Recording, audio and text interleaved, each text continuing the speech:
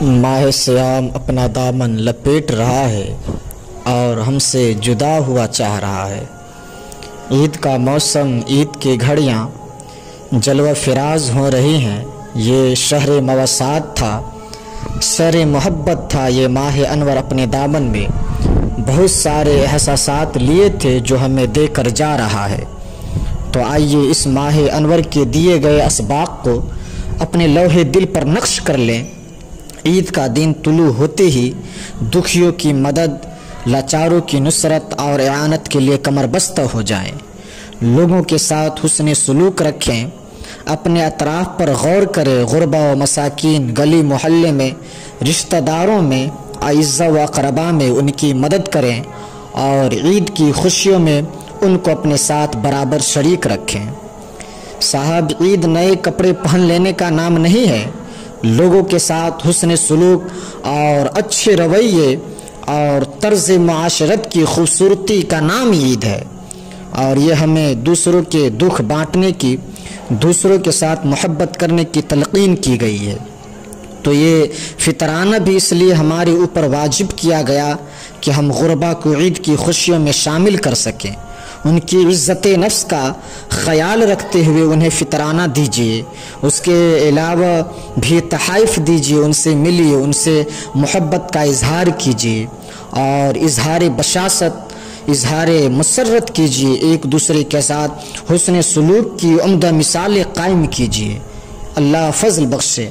لیکن ہمارا جو رویہ ہے، جو ہمارے معاشرے میں ہے، بالکل اس کا معکوس ہے۔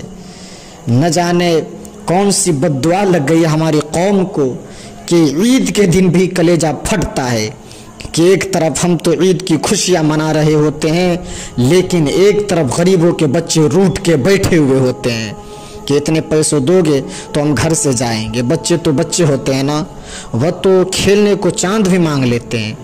حضرات، فراموش نہیں کیا جا سکتا اس قرن نامی خاتون کا واقعہ جس نے اپنے مزدور باپ سے کانچ کی چوڑی مانگی تھی، اور باپ غربت کی وجہ سے اسے کانچ کی چوڑیاں مہیا نہ کر سکا۔ تو اگلے دن اخبار میں تصویر چھپی کہ وہ بچی پھندے سے جھول گئی اور وہ معصوم 7 سال کی بچی خودکشی کر گئی، خود کو، اپنی جان کو ہلاکت میں ڈال دی۔ وہ کانچ کی چوڑیاں لا کر باپ نہ دے سکا تو خود کو جان دے بیٹھی۔ خودکشی بہت بری بات ہے، لیکن اس پہلو پہ آپ ذرا غور کریں کہ اس کا باپ اس کی ننھی سی آرزو پوری نہ کر سکا۔ اس کے ماں کا کلیجہ ایک دم پھٹتا ہوگا کہ نہیں ہوگا؟ عالی نصب کوٹھیوں میں رہنے والوں، غریب کی جھوپڑیوں کو بھی دیکھو، بڑی بڑی کاروں میں گھومنے والوں، ان پیدل چلتے مزدوروں کو بھی دیکھو، ان کے دکھوں کو بھی سمجھو۔ اپنے گھروں میں گھی کے چراغ جلانے والوں، لوگوں کو بھی دیکھو جو نانے شبینہ کو بھی ترس رہے ہیں۔ رات کو جن کے گھروں میں چولہا روشن نہیں ہوتا، کئی دن بھوکے ان کے بچے تڑپ رہے ہوتے ہیں۔ 7-8 سال قبل کی بات ہے، ایک دل آویز کہانی، دل دہلانے والا واقعہ سمجھیے۔ ایک اللہ کے مقرب برگزیدہ بندے عید کے دن بازار گئے۔ انہوں نے چاہا کہ آج عید کا دن ہے، بازار سے کچھ لے لیتے ہیں۔ تو انہوں نے مچھلی بازار میں ایک مچھیارے کے پاس گئے تو ایک عجیب منظر دیکھا کہ وہ بیان کرتے ہیں کہ وہ دکان پہ جا کر کے کہنے لگے دکاندار سے، بھائی مچھلی دے دو۔ تو دکاندار نے مچھلی کو صاف کر کے جب اس کو کاٹنے لگا تو اس کا سر ایک بالٹی میں ڈال دیا اور اس کے پیچھے والا دم اس نے زیادہ کاٹے، تھوڑا سا گوشت بھی اس کے ساتھ چلا گیا، اس کو بھی بالٹی میں ڈال دیا۔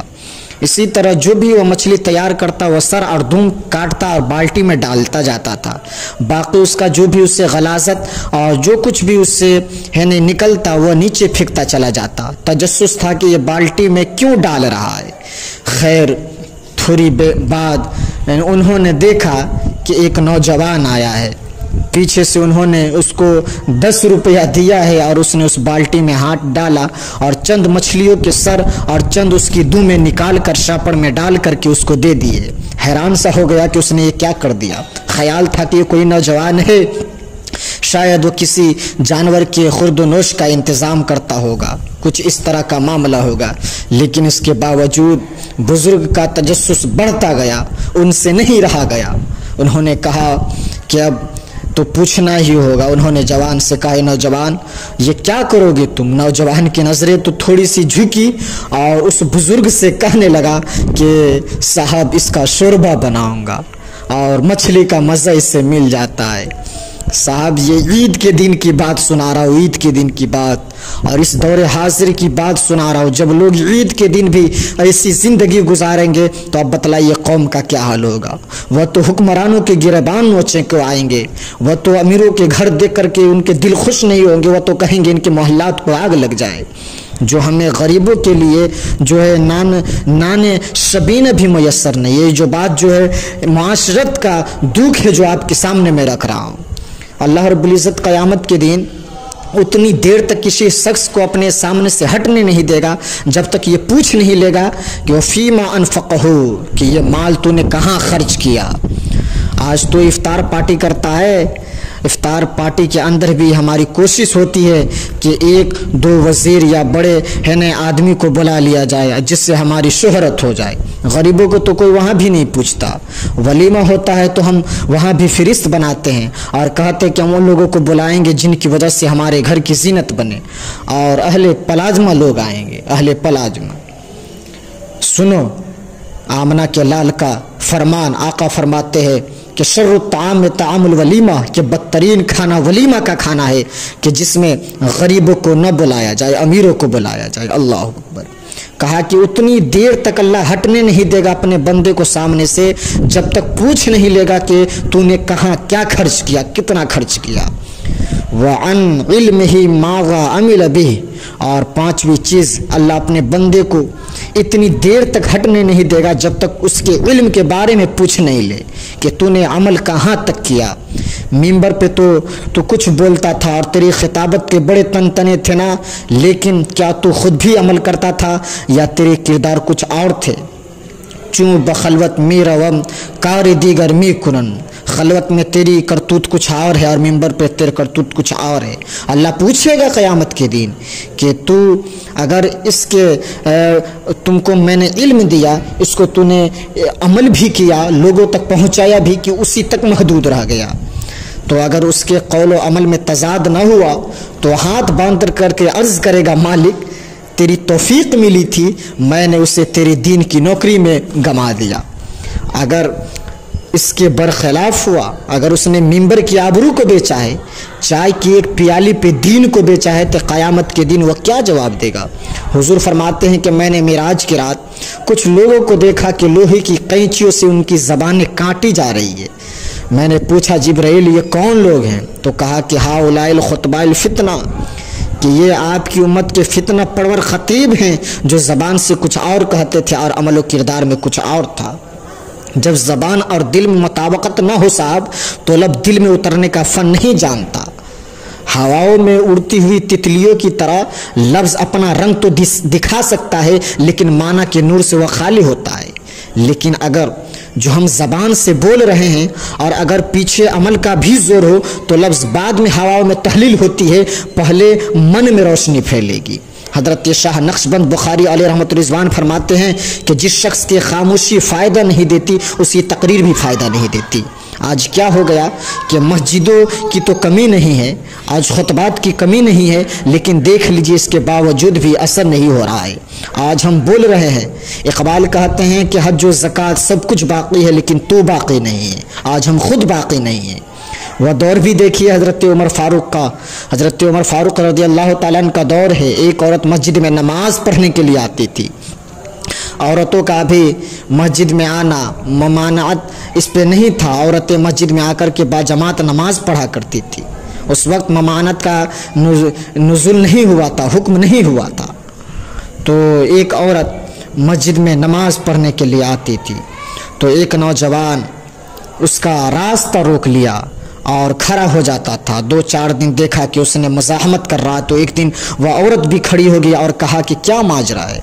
उसने कहा कि मैं तेरा चाहने वाला हूँ, मैं तुझ पर फ़रेफ्ता हो चुका हूँ, मैं अपना दिल तुम पर निछावर कर चुका हूँ, तेरे लिए मेरे दिल में मोहब्बत के बेपनाह जज्बे हैं, तेरे लिए आसमान से भी ताड़े तोड़ने पड़े तो उससे भी गुरेज नहीं करूँगा। उसने कहा कि ठीक है, मेरी कोई शर्त तो नहीं, लेकिन अगर तू बड़ा मेरा चाहने वाला है तो मेरी एक शर्त है। ایک شرط، اگر تم میری وہ ایک شرط پوری کر دو گے تو میں حاضر ہوں، میں اپنی جان کے ساتھ تم پر نچھاور ہو جاؤں گی۔ کہا بتاؤ کیا شرط ہے؟ تو کہنے لگی کہ 40 دن تک حضرت عمر کے پیچھے نماز پڑھ لے، 40ویں دن کی آخری نماز کے بعد یہی ملاقات ہوگی۔ اس نے کہا یہ تو کوئی مشکل کام نہیں ہے، تیرے لیے بڑا کام کرنے کے لیے میں تیار تھا، یہ تو آسان عمل ہے۔ بہرحال نماز چلتی رہی، 40ویں دن کی آخری نماز پڑھ کے جب واپس پلٹنے لگا تو وہ عورت، وہ لڑکی وہ کھڑی تھی، یہ لڑکا، یہ نوجوان نظریں جھکا کر گزرنے لگا۔ اس نے کہا کہ بے حسب وعدہ میں کھڑی ہوں، جو وعدہ میں نے کی تھی وعدے کے مطابق میں کھڑی ہوں۔ نوجوان کہتا ہے کھڑی رہو، میرے دل کا تعلق عمر نے رب سے جوڑ دیا ہے، اب تم دیر سے کھڑی رہو، مجھے کچھ ہونے والا نہیں، اب تمہاری طرف میں نظریں بھی التفات نہیں کروں گا۔ 40 دن نماز پڑھی تو من بدل گیا، لیکن صاحب میرے پیچھے اگر کوئی 40 سال بھی نماز نہیں پڑھے تو پھر ہمیں سوچنے کی بات نہیں، تو اور کیا سوچنے کی ضرورت ہے کہ ان حضرت عمر کے پیچھے 40 دن نماز پڑھتے ہیں لوگ تو بدل جاتے ہیں، ہمارے پیچھے لوگ 40 سال بھی نماز پڑھ لیتے ہیں تب بھی کچھ نہیں، ان کے اندر فرق نہیں آتا، کچھ نہیں فرق آتا۔ تو کہا کہ عالم سے پوچھا جائے گا کہ تو نے علم لوگوں کو بیان کیا اور علم جانتا تو اس پہ کتنا عمل کیا؟ جب تک اللہ تعالیٰ 5 لوگوں سے یہ 5 سوال کر نہیں لے گا، اللہ تعالیٰ بندے کا قدم اپنے سامنے سے ہٹنے نہیں دے گا۔ ثم لتسألن یومئذ عن النعیم، اس دن ایک ایک نعمت کے بارے میں پوچھا جائے گا۔ صاحب زندگی کٹ رہی ہے، سانسوں کی مالا ٹوٹ کر گرنے والی ہے۔ امام رازی نے بڑی خوبصورت بات کہی ہے کہ ایک شخص کہتے ہیں مجھے ان الانسان لفی خسر کا معنی سمجھ میں نہیں آ رہا تھا، میں گیا بازار، وہاں ایک آدمی چٹے پر برف بیچ رہا تھا اور ساتھ ہی کہہ رہا تھا ارحموا ارحموا من یذوب رأس مالی، کہ آؤ مجھ پر رحم کرو، مجھ سے برف لے لو، اگر تو نے برف نہ لی تو میں نے کیا کمائی کرنی ہے، میں نے جو پیسے لگائی ہے وہ بھی پیسے ڈوب جائیں گے۔ جو برف کسی گاہک کا انتظار نہیں کرتا، تو کہا کہ جب میں نے یہ دیکھا تو مجھے ان الانسان لفی خسر کا ترجمہ سمجھ میں آ گیا، کہ کہا کہ سانسوں کے ذریعے انسان کی زندگی برف کی طرف پگھل رہے ہیں، پھر اگر جلدی جلدی اس سانسوں کے بدلے زندگی کا حسن خرید لیتے ہیں اور نیکی اور اچھائی حاصل کر لیتے ہیں تو یہ زندگی کام آ گئی، ورنہ انسان خسارے کا سودا کر لیتا ہے۔ ماہ سیام آیا تھا، اب ہم سے رخصت ہو رہا ہے، کل جمعۃ الوداع تھا، آیا گزر گیا، اسی طرح زندگی بھی گزر جائے گی، رمضان آئے گا چلے جائے گا، لیکن پتہ نہیں کہ اب ہم دوبارہ اس سے مل پائیں گے کہ نہیں۔ صاحب وہ جو ہے نا آج توبہ کر کے اٹھے، اللہ سے رجوع کرے، شاید کہ یہ زندگی میں پھر دوبارہ یہ موقع پھر نہ ملے، اللہ سے عرض کرے مالک پچھلے سارے گناہوں کو معاف کر دے۔ رمضان المبارک کی ان گھڑیوں کا صدقہ ہماری خطاؤں سے درگزر فرما، اللہ تعالی ہمیں اور آپ کو جزائے خیر عطا